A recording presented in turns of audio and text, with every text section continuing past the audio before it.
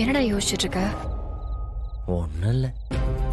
சூர்யா நம்ம வீட்ல இருக்கிறது உனக்கு உண்மையிலே ஓகேவா? உனக்கு அவரை ரோட்ல பார்த்தாலே பிடிக்காது.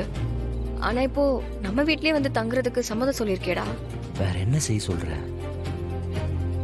அவன் இப்படி ஒரு இக்கட்டான சுச்சுவேஷன்ல வந்து கேட்கறான். பெத்த அப்பனை இழந்துட்டு கோமால இருக்கிற அம்மாவை வச்சுக்கிட்டு அனாதையா நிக்கிறப்ப என்னால மட்டும் எப்படி முடியாதுன்னு சொல்ல முடியும்?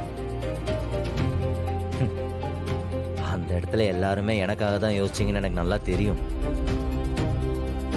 நான் என்ன அந்த அளவுக்கு கல்லஞ்சக்காரனா என்ன? இருந்துட்டு போறான் விடு. ஏதோ நம்மளால முடிஞ்ச உதவியா இருக்கட்டும். உன்னை பார்த்தா எனக்கு பொறாமையா இருக்கு. ஏன்?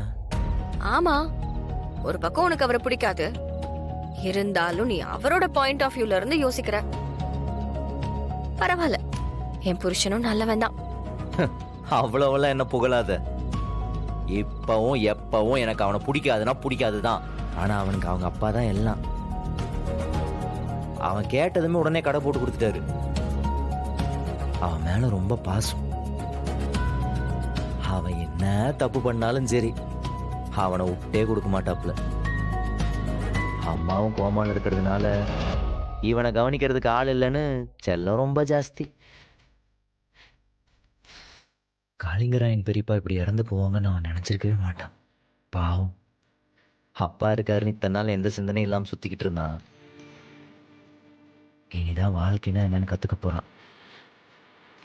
சரி விட, அதான் நம்ம எல்லாரும் கூட இருக்கோம்ல, பாத்துக்கலாம்.